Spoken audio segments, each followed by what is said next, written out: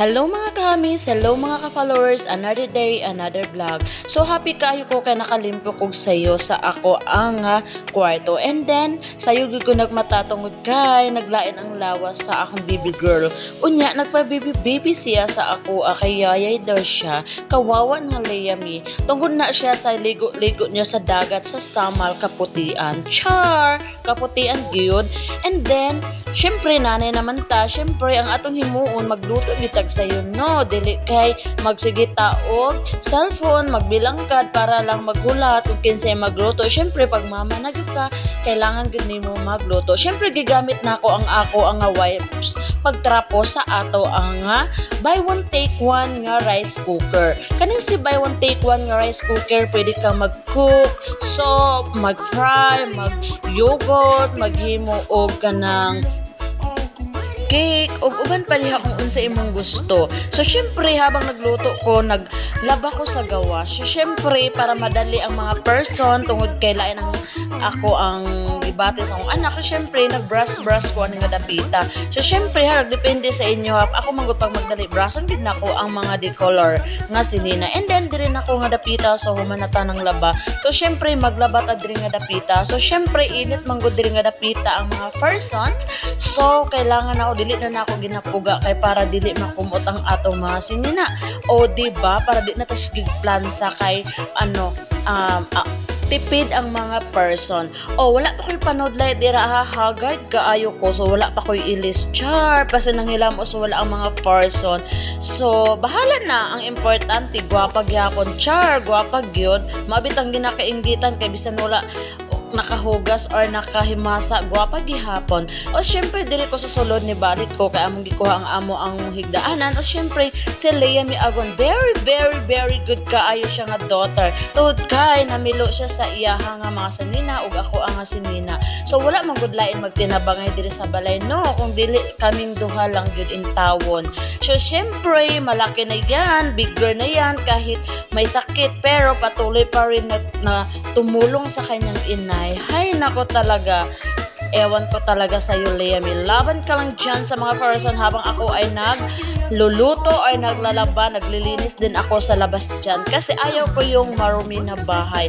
Kaya nagwalis ako sa labas ng walis tingting at saka walis paypay at saka gitrapuhan po na ako no. So pasensya na kaayo mo sa ako ang video vlog kay kabalo mo nagbisaya nagtagalog. So importante manggod nga makasabot pod mo kung kinsay mga Bisaya o Tagalog dira sa ako ang mini vlog.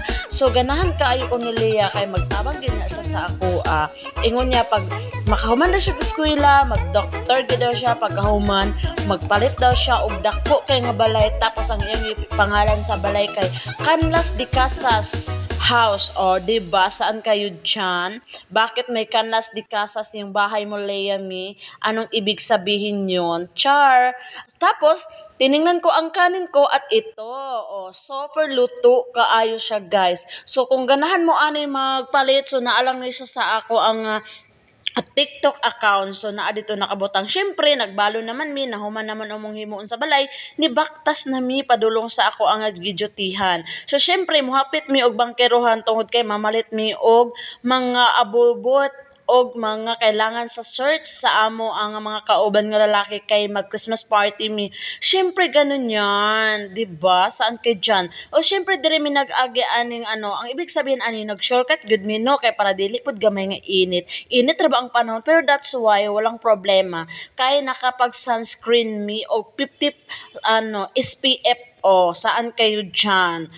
Siyempre, di rin namin nga dapita, baktas lang. Tapos, ang videohan po si Lea, no, wow, gwapo nga outfit. Simply, pretty, pero gwapa ang mga person. So, di rin namin dapita sa hagdanan dapita. So, hapit pa nahulog si Leami Agon Canlas. Tingnan ninyo dyan. So, wag kang matatakot, Lea, nang dito lang ako magsalo sa imuha. Hindi ka gaya niya, iiwan ka lang niya sa era. Ganon yon, walang personalan yan. Siyempre, nanamid diri sa taas, alangan hanging braids din di man diba. So nanami sa tulay guys. So syempre taas man nga area. So ganahan kay ko sa mga palibot tungod kay aliwalas kaayo ang kalangitan, puti kaayo guys, sama sa kaputi sa iyang gugma. Diba? Saan kayo dyan? Dili ngit-ngit ang iyang gugma kung dili hastang puti o asa mo diha nga dapita. O syempre naa nami diri sa ukay-ukayan kang among plano mangukay mi sa among short nga gamiton sa sayaw. O syempre nakaabot na ko sa akong gidyutayan, ibalik ko sa akong gidyutayan kay nabilin ang ako ang cellphone sa akong gipalitan dito sa pangpagwapa ba, may na lang, bahalag di taba ta, basta gwapa pud ta gamay, bahalag gamay lang good.